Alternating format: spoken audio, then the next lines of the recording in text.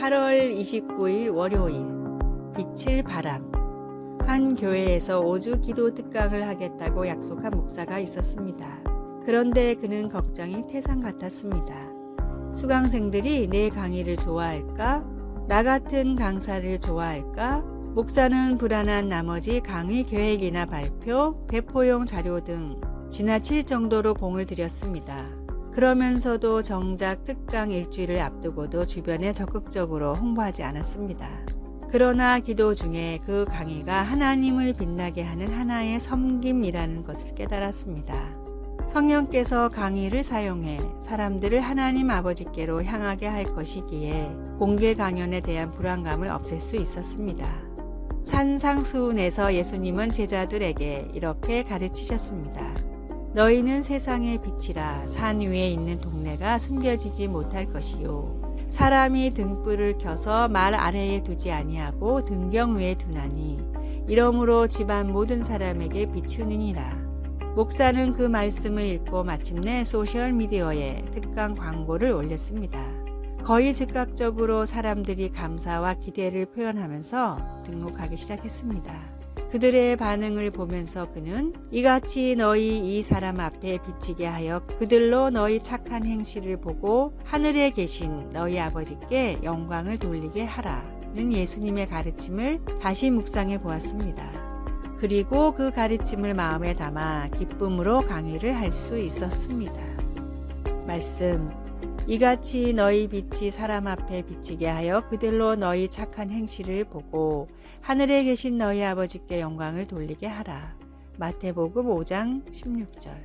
찬송 331장 영광을 받으신 만유의 주여. 기도. 예수님, 하나님께서 제게 주신 빛을 비추도록 능력 주셔서 사람들이 주님을 보고 주님께 영광을 돌리게 하소서. 예수님의 이름으로 기도드립니다. 아멘.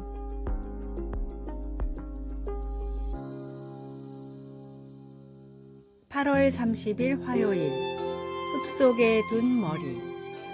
서아프리카의 부족 마찌족은 내 머리를 땅속에 심습니다 라는 독특한 표현으로 감사를 표현합니다. 마찌족은 상대방에게 예의를 갖출 때 머리를 땅에 닿게 절을 합니다. 머리를 땅속에 심는다는 표현은 그보다 더 정중하고 겸손한 극한의 표현입니다.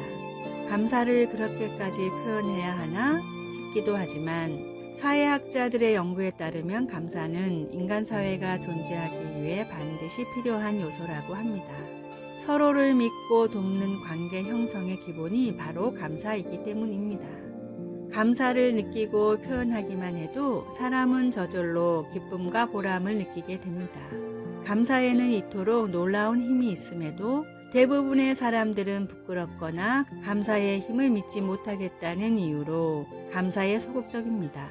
시카고 대학의 니콜라스 이플리 박사는 평소에 감사를 잘 표현하지 않는 사람들을 대상으로 감사 쪽지를 쓰게 했는데 하루 단 한 번의 감사의 표현만으로도 삶의 행복도가 매우 크게 높아졌습니다. 감사를 표현할 줄 아는 사람은 행복의 비밀을 아는 지혜로운 사람입니다. 감사를 통해 매일 하나님이 허락하신 행복의 문을 여십시오. 오늘의 말씀.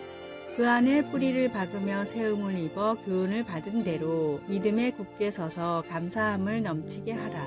골로새서 2장 7절. 오늘의 찬송 429장 세상 모든 풍파 너를 흔들어. 오늘의 만나. 크고 작은 감사를 느끼며 표현하는 지혜로운 사람이 되게 하소서. 오늘 주님과 이웃이 내게 베풀어준 감사한 일을 생각하고 표현합시다.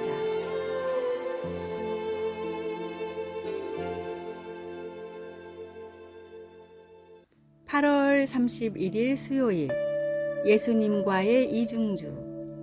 한 어린이 음악회에서 피아노 앞에 선생님과 학생이 같이 앉아 있었습니다. 이중주를 시작하기 전 선생님은 몸을 기울여 마지막으로 몇 가지 주의를 속삭여 주었습니다. 피아노에서 흘러나오는 음악을 들으니 학생은 쉬운 멜로디를 연주하고 선생님의 반주가 노래의 깊이와 풍부함을 더해주는 것을 알았습니다. 곡이 거의 끝날 즈음 선생님은 잘했다는 표시로 고개를 끄덕여 주었습니다. 예수님 안에서의 우리의 삶은 독주보다는 이중주에 더 가깝습니다. 그러나 나는 예수님이 바로 내 옆에 앉아 계신다는 것과 내가 연주할 수 있는 것도 오직 주님의 능력과 인도하심 때문이라는 것을 잊을 때가 많습니다. 혼자 힘으로 피아노 건반을 정확하게 치려고 애쓰는 것처럼 하나님께도 내 힘으로 순종하려고 하지만 대개 가식과 공허함만 드러내고 끝나고 맙니다. 나의 제한된 능력으로 문제들을 해결하려 해보아도 다른 사람들과의 불화로 끝날 때가 많습니다. 그러나 나의 선생님이신 주님이 함께 계시면 모든 게 달라집니다. 나를 도우시는 예수님께 의지할 때 내 삶으로 하나님께 더 영광을 드리게 됩니다. 그리고 기쁨으로 섬기고 마음껏 사랑하며 나의 인간 관계를 축복하시는 하나님께 놀라게 됩니다.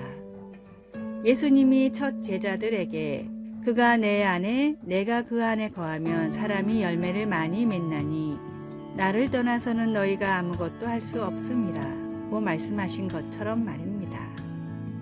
말씀, 그가 내 안에 내가 그 안에 거하면 사람이 열매를 많이 맺나니 요한복음 15장 5절 찬송 190장 성령이여 강림하사 기도 사랑하는 하나님 매 순간마다 저와 함께 계심을 기억하게 하소서.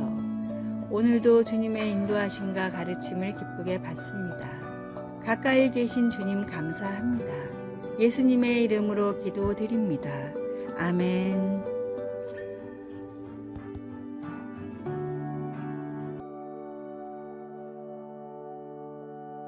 9월 1일 목요일 오렌지를 따는 일.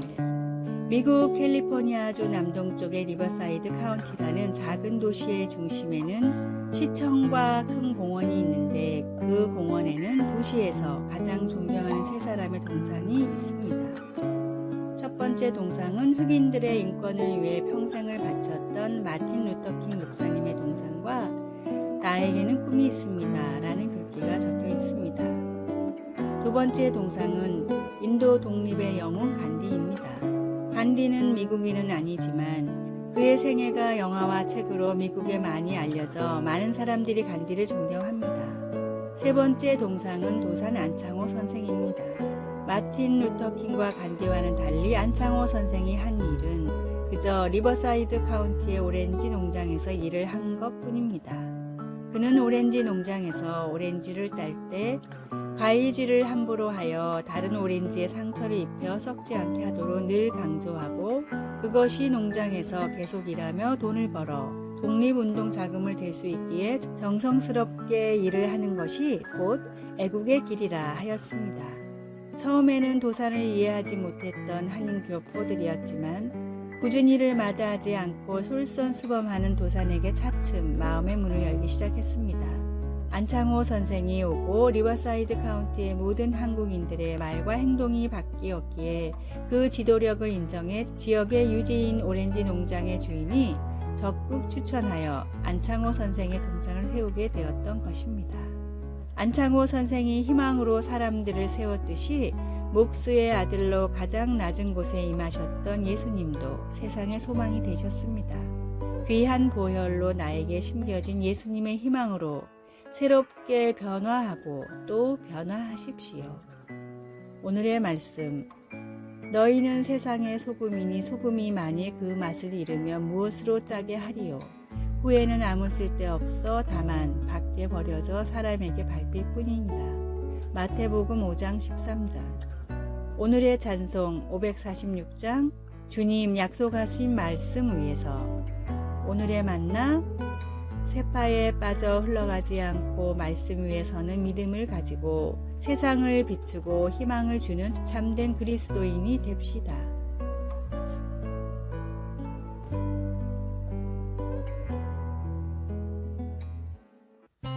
(9월 2일) 금요일 하나님이 지어주신 이름. 살아가면서 별명을 얻어본 적이 있습니까? 학교 친구들이나 직장에서 동료들이 지어준 별명은 주로 황당했던 사건이나 재미있는 버릇 또는 좋아하는 취미를 가지고 만들게 됩니다. 그런데 별명은 성경에서도 볼 수 있습니다. 예를 들어 예수님은 야고보와 요한 사도에게 우레의 아들이라는 별명을 붙여주셨습니다. 성경에서 누군가 스스로 별명을 붙이는 것은 흔치 않은 일인데 나옴이라는 여인은 남편과 두 아들이 죽었기 때문에 사람들에게 괴로움이란 뜻의 마라로 자신을 불러달라고 했습니다. 그녀는 하나님께서 자기의 인생을 쓰라리게 하셨다고 느꼈습니다. 그러나 나오미가 자신에게 붙인 새 별명은 오래가지 않았습니다. 가족을 잃은 엄청난 충격이 그녀의 인생의 끝이 아니었기 때문입니다.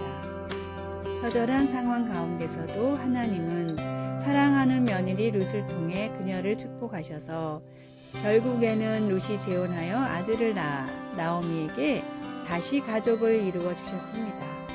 우리는 과거에 경험한 어려움이나 저지른 실수 때문에 스스로를 실패자, 사랑받지 못할 자와 같은 쓰라린 별명을 붙이고 싶은 마음이 들 때도 있겠지만 그런 별명들이 우리 삶의 끝은 아닙니다. 우리는 그런 꼬리표들을 하나님께서 우리 각자에게 붙여주신 사랑한 자라는 이름으로 바꾸고 아무리 힘들 때라도 하나님의 공급하시는 손길을 찾아야 합니다. 말씀 나오미가 그들에게 이르되 나를 나오미라 부르지 말고 나를 마라라 부르라. 이는 전능자가 나를 심히 괴롭게 하셨음이니. 룻기 1장 20절. 찬송 366장 어두운 내 눈 밝히사. 기도 하나님, 제 삶의 환경이나 경험에 의해 제가 정해지는 것이 아님을 감사합니다. 저를 하나님의 자녀라고 불러주시니 감사합니다. 예수님의 이름으로 기도드립니다. 아멘. 아래의 빨간색 글자 구독을 누르시어 더 많은 전도의 열매를 맺으시기를 기도합니다.